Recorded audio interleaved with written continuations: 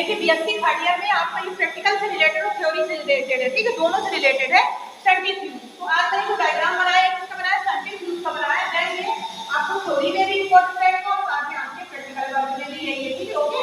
तो आप लोग इसको ध्यान से देखिए, ठीक है, इसका तो डायग्राम बना दो, ठीक है। तो सेंट्रीफ्यूज का उपकरण क्या कहलाता है? सेंट्रीफ्यूज का ही मतलब क्या होता है कि एक प्रकार का बल जो घूमने के घुमाते मथानी, मथना, समझ रहे हो, जैसे घर पे मथानी होती है तो किसी चीज को अपन मथते हैं तो मथने के बाद क्या होता है कि दूध से क्रीम बाहर आती है।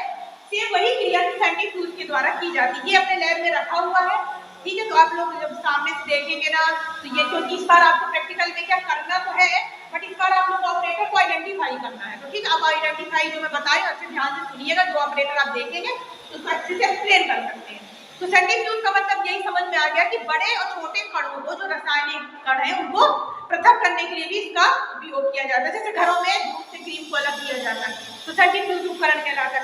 सेंट्रीफ्यूज का मतलब ये होता है लगभग और धीर कणों को पृथक्करण करना। 1875 में, कब 1875 में एंटोनी फ्रेंडल ने, 1875 में एंटोनी फ्रेंडल ने, 1875 में किसने, एंटोनी फ्रेंडल ने क्या किया था इसके बारे में, सबसे पहले दूध से क्रीम को पृथक किया था एंटोनी फ्रेंडल ने 1875 में।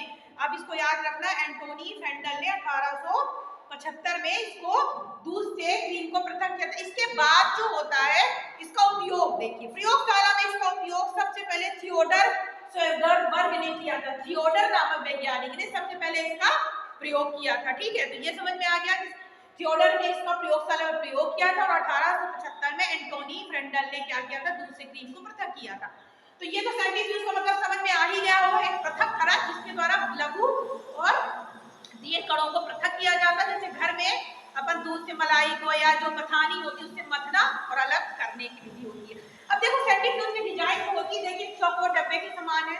ये बाहरी केस कहलाता है, इसके बीच में हमें मोटर लगी हुई होती है, उनके डिब्बे डिब्बे दिख रहे हैं, परख नली स्टैंड है जिसके अंदर हम परख नली को फंसा के रख देते हैं। ये यहाँ पे कंट्रोल पैनल लगा हुआ होता है, यहाँ पे टाइमिंग होती है। इतना आपको समझ में आया, ठीक है। अगर एग्जाम में आपको इतना डायग्राम भी बनाना पड़ेगा, ये डायग्राम बना दोगे आप, हालांकि तो सबसे पहले बाहरी केस जो होता है सेंट्रीफ्यूज नली का बना बाहरी केस है। इसके बाद विद्युत मोटर, इसमें क्या लगी होती है, विद्युत मोटर लगी होती है जो रोटेट का काम करती है। रोटर क्या कहलाता है, रोटर घूमने वाला भाग होता है, जो बीच में राउंड राउंड ऐसे घूमने वाला जो भाग होता है उसको कहते हैं अपन रोटर वाला भाग। रोटर वाले भाग में परख नली फंसाने के लिए स्टैंड लगा हुआ होता है, ठीक है। साथ ही घुमाने वाले भाग को सेंट्रीफ्यूज नलियां इसमें लगा देते हैं। इसमें क्या, जैसे लिंक रोटेट लिंक बास्केट, जैसे वॉशिंग मशीन होती है, घर में आपने वॉशिंग मशीन देखा, बकेट होती है, वो राउंड राउंड करती है, कपड़े की पूरी गंदगी निकालती है, सेम ऐसी बकेट इसमें लगी हुई होती है, ठीक है, रोटेट बकेट कहते हैं। इसका रोटेट आवरण, चारों तरफ रोटेट की आवरण होता है, ये ऊपर का कवर है। देखो एक भाग मैंने यहाँ पे बनाया है, ये ड्राइवर वाला भाग, ये रोटेशन लिंक कहलाते हैं, ठीक है। तो ये जो परख नली है ये क्या करेगी, राउंडेड करेगी। अब सबसे पहले क्या कराता है सेंट्रीफ्यूज की मैकेनिज्म जो होती है, तो इसमें क्या अधिक घनत्व के कारण तली में कुछ चीजें बैठी हुई होती हैं, क्या हो जाता है कि अधिक घनत्व के कारण तल के सेंटीमेंट होते हैं, सेंटीमेंट समझते हो, जो नीचे रेत के कण वगैरह बैठ जाती है, तो रोटेशन की विधि के द्वारा क्या करते हैं, इनको हम ऊपर ला सकते हैं और पृथक कर सकते हैं। इसमें सबसे पहले क्या ध्यान रखना पड़ता है, कणों का द्रव्यमान ध्यान रखना पड़ेगा, कणों का मास कितना है, साथ ही सेंट्रीफ्यूज जो होता है उसकी त्रिज्या और दूरी, साथ ही सेंट्रीफ्यूज में क्या कहलाता है, एक प्रकार का बल लगाया जाता है, आरसीएफ, मतलब क्या कहलाएगा, रिफ्लेक्शन सेंट्रीफ्यूज फोर्स जो होता है, ठीक है। तो ये होता है।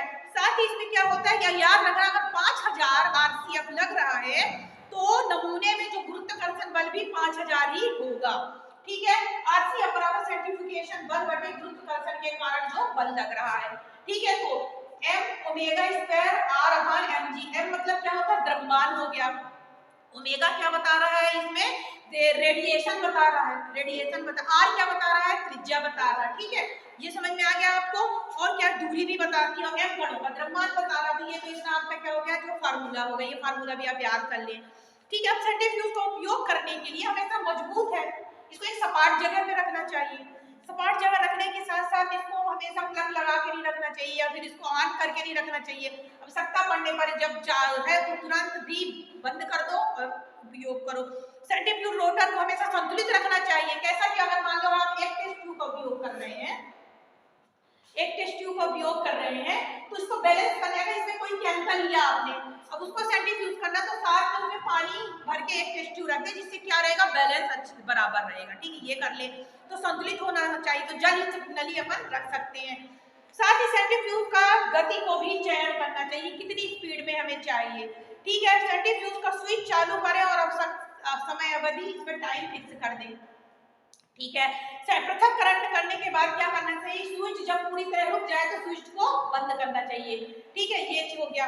इसके बाद क्या होता है कि नलियों को सावधानी पूर्वक इससे हटाना चाहिए। अब जैसे जो टेस्ट ट्यूब इसमें लगी हुई है, जैसे मान लो ये है, इसके अंदर क्या है, टेस्ट ट्यूब है, इस टेस्ट ट्यूब को क्या आसानी से निकालना चाहिए, जिससे कोई भी केमिकल इसमें नहीं गिरे, इस ऑपरेटर के ऊपर नहीं गिरना चाहिए। अब देखो सावधानियों में सामने सबसे पहले इसको हमने बताया कि संतुलित होना चाहिए। ठीक है, साथ ही सेंट्रीफ्यूज को लड़खड़ाना और संतुलित स्थान पे रखेंगे तो हमें सही क्या अपन को प्राप्त नहीं होंगे कण। ठीक है, साथ ही रोटर पूरी तरह बंद हो जाए तब सेंट्रीफ्यूज को ऑफ करना चाहिए। साथ ही पदार्थ को पृथक्करण करने के लिए छलके नहीं, इसलिए इस तरह से यूज करें। चलाते समय रोटर को स्पर्श न करें, जब जैसे चालू हो तो आप छू रहे हो, तो इसको भी ऐसा नहीं करना चाहिए। तो मैंने अभी आपका ये बीएससी थर्ड ईयर में थ्योरी में भी है आपको और प्रैक्टिकल में भी है।